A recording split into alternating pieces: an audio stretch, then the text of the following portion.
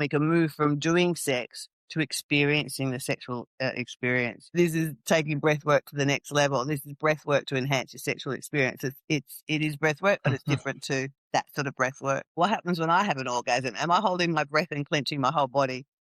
What would it look like if I breathe through the orgasm and sort of relax the body and arch the back and allow that energy to flow? How would the experience be different? All right, everyone. So today we have Pauline with us, and she is from Australia, which is awesome.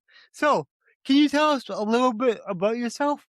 Yeah, sure. Hi, everyone. I'm Pauline Ryeland, intimacy whisperer, and I work as an intimacy, sex, and libido coach and educator. I've been doing that for over 15 years, working with singles and couples.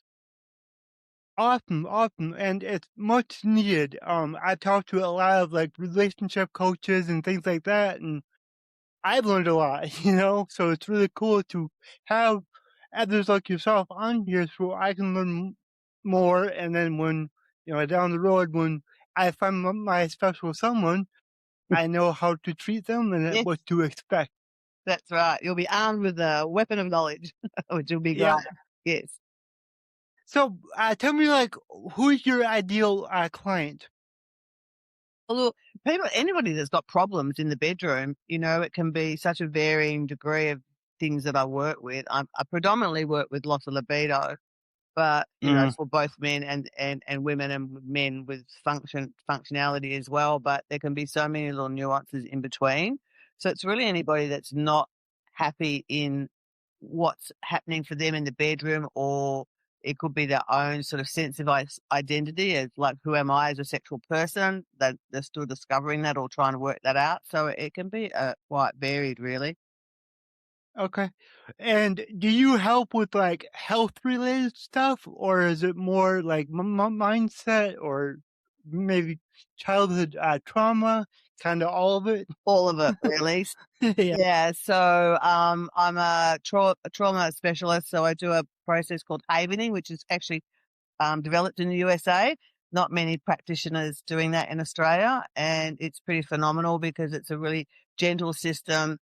But what it does is it unlocks the amygdala, so it unlocks that flight, fight, freeze part of the brain, and it calms your nervous system down at the same time. So I do look at if there's any trauma, because it's like you've got to look at the actual problem and then look at all the underlying core issues, which is the mindset side of things, to see what's really driving it. So if you've got unresolved trauma, guess what? That comes out, can bite you on many, many years later. So I look at that aspect as well. And I do mindset coaching as well, which I think is a big part of why I'm successful, because we can teach the body new things to do and create that somatic body-based learning. But if we don't change what's going on in here, then it's not going to be sustainable. So I look at belief systems and emotions and things like that as well. Definitely. And are you typically working with one person or the couple as a whole? Usually, so when I work with couples, sometimes they'll come on their own. Sometimes their partner knows they're coming and sometimes their partner doesn't know. It's an individual choice. And sometimes I'll come together for the consult. So I'll see what's going on. And let's say, for example, they haven't had sex for, however many years, and her libido is just not there. She's not interested. Then I'll work predominantly with her, but I'll also talk to him and go, well, what's actually going on for you? Like, how's this affected you? So I might have a couple of sessions with the partner, depending what's going on. And that might be more about just the mindset side of things, the rejection, the hurt, the anger, all of those sort of emotions that are out. So I might just work with that. And then I would bring them together for a joint session. So I do Tantra work. Everything's tantric, but I'll bring them in for a tantric connecting sort of sessions to get them reconnected, because, sometimes if you haven't had sex for many years, it's like, well, how do we get back on? How do we get back to doing that? So by creating Yeah. those intimate connections. So, so that's how I work with couples. So, what exactly is a tantric session? Mhm. Well, look, all my work is tantric. So tantric is just a different way Tantra really originated in India, and it's really about looking at sexual energies. Sexual energy is the flow. That's what sex is.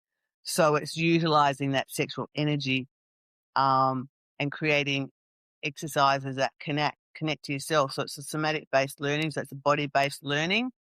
And we do exercises and activities that get us connected to ourselves more. So the more present we are and the more connected we are to ourselves, the more we can get out of our heads and into our bodies, and we can move from doing sex to experiencing the sexual experience. So it's quite different to the way that predominantly we focus when we're having sex. We've got checklists going off in our heads. So it's about really getting out of our heads and fully into our bodies. So it's just like we're in this beautiful immersive experience, and it's like, oh, okay, this is where we are. This is what we're doing. So that's a really an easy way to describe Tantra. And it's really about that pure connection, heart connection, and being present. And then there's breath Okay. practices and other things. So there's non-sexual Tantra, which is the intimate sort of connecting. And then we can move into the sexual side of Tantra. Okay, awesome. And you said that there's breath work involved in that. Can you tell us more about that? Sorry, which part?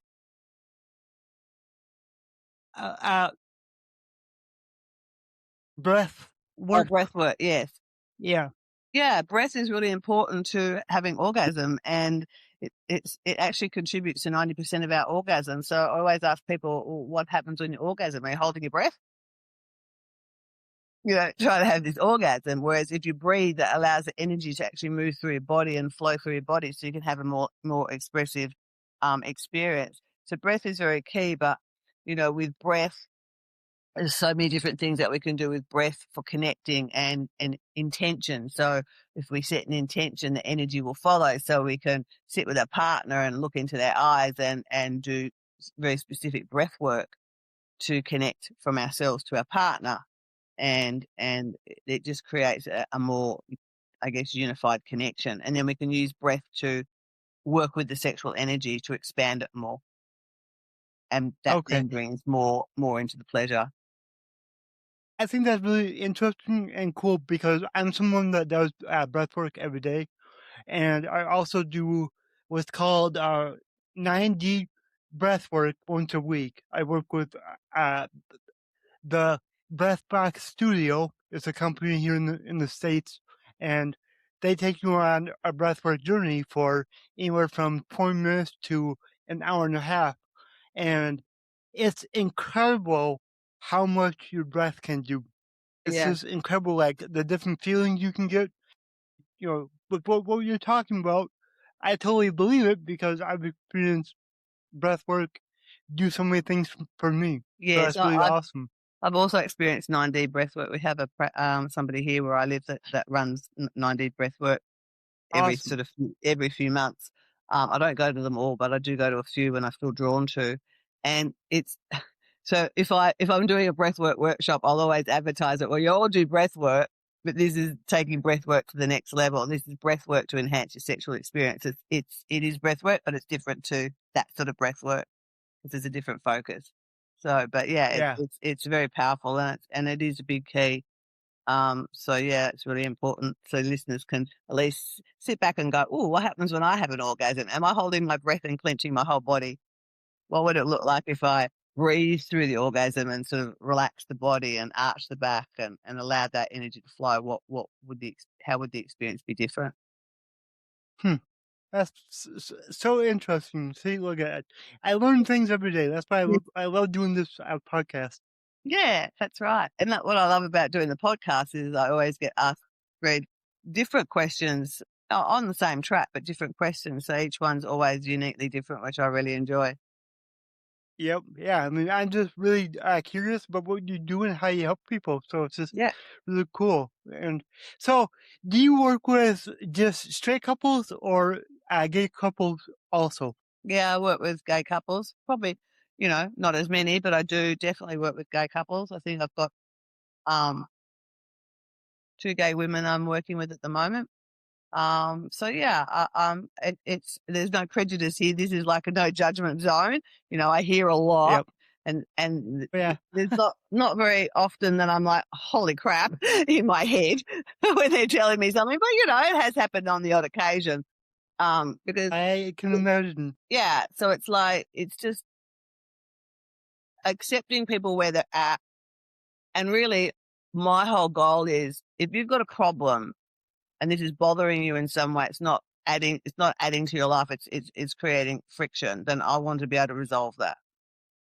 And then the process, I want everyone, I'm passionate about everyone living their most pleasurable experience that they possibly can. And if you're in a Yep. relationship, that it's a really beautiful one that's, conscious, connected, present, kind, and at the same time empowering you to be the best version of yourself, which comes from Mm-hmm. the sort of NLP side, the mindset side. So, Yeah. yeah. And that's what this whole podcast is about, self-improvement, Yeah. and, we talk a lot about business and entrepreneurship and all of that, but everything starts with yourself. You 100%. have to heal yourself. You have to have yourself, working, like everything working all together before you can help somebody else. And that goes in every aspect of life. That's That's right. your mindset, your money, business, your sexual life, everything. Like it all has to be running smoothly so you operate at your highest level. That's right. And that's where I come from. So, and that really sort of comes from my many, many decades of doing personal development and personal growth for Mm-hmm. myself, and doing my own inner journey, and, wanting to be the best version that I can be for me. And so that's what I sort of look at with my clients. What are those beliefs that are sitting there that aren't serving you? Let's get rid of them.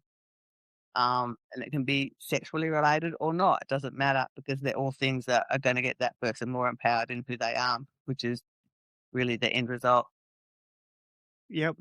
So I like to have everyone tell like their story on this podcast. What was it that kind of got you into this field? That's my number one question. I didn't wake up one day and go, oh, I think I'll be a sex therapist, because I actually didn't know what that was. Look, there was a series of things. I also get a bit, well, I call myself a smart response, or cheeky response, as I always go, well, read my book. It's all in there. But the short version of it is, there'd been little snippets of things happening, and I was like, I'd done some sacred sexuality work, and in between the two workshops, I got this download that I was a sexual healer, and I'm like, I don't know what that is. We'll just park that over there somewhere. And then, so there's lots of little snippets like that popping through, but it was when I did my NLP training, which is neuro-linguistic programming.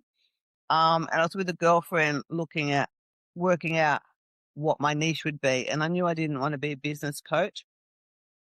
And we we're going through this process, and every time I literally opened my mouth, she slammed her fist in her head and barked at me, boring. And it was really quite intense. Like, she was just like a pit bull, just hammering me. And energetically, I felt like my back was against the wall. And the next thing that comes out of my mouth was sex. It just blurted out. And she goes, that's it. You know more about sex than anybody I know. And I'm like, whoa, I don't know about that. I'm not sure. So that brought up a whole lot of stuff for me. And I sat with that, perturbated with that for a few weeks. And then we went off to another training with these guys from the States, actually, Kane Minkus or Jeff Slater was an Australian, but they were based in the States. Kane Minkus was from the States originally. And at that time, they were doing Fortune 500 coaching. So they were like big coaches. And Mm-hmm. I was held court in the bathroom with a bunch of women talking about sex. And the next minute, the guys are calling me the sex lady. And I'm like, what's going on? My girlfriend, did you tell them? And she went, nah, nothing. I went, you know what? I just threw my hands up in the air and went, okay, I'll give it a go.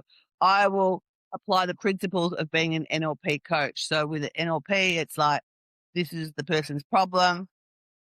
This is what they'd like to achieve.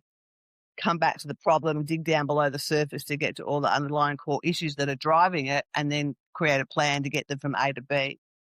So usually a person comes in and they know where they're at, they know what they want. There's occasions where they're not sure what they want to do. So we sort of like Mm-hmm. where they want to be, but that's pretty rare. And I just create a plan of what we need to do to get there. So it could be involve trauma work.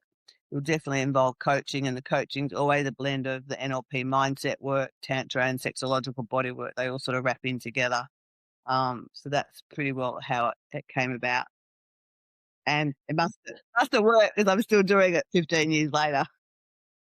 Well, it's a cool story, and it reminds me of my own story. You Yeah, know, first I became a life coach and a business coach, and then now I basically help businesses with social media and podcasting. yeah, So it's like I never thought I'd be doing social media for the businesses because I didn't like doing it for myself. yeah, But now that I'm doing it for others, I actually enjoy it a lot more. yeah, So that's I right. get that. Yeah. Yeah. So I've got two more questions. First, how can people reach out and work with you? They can just go to my website and send an inquiry form through, and then we just have to play logistics with timing.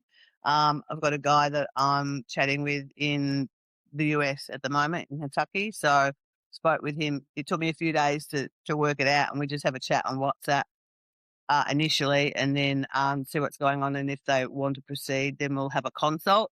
Consult's an hour, and we will do that on Zoom, and we sort of really unpack what's going on. So I like put my Sherlock Holmes hat on and dig down and ask hundreds of questions to sort of see what all the background noise is that's that's contributing to the problem.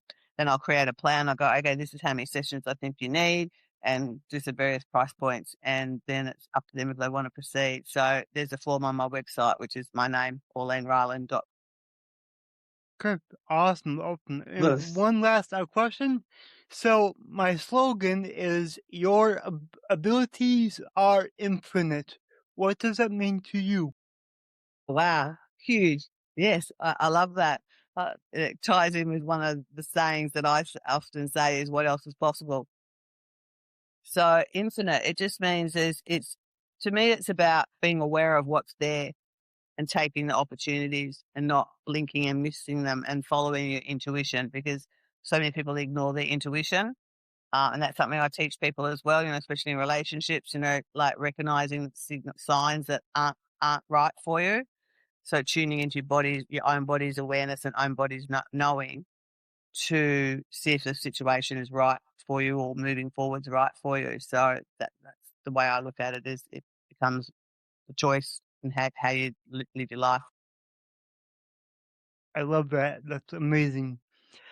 All right, Pauline, thank you so much for being on the show. It You're was really welcome. great.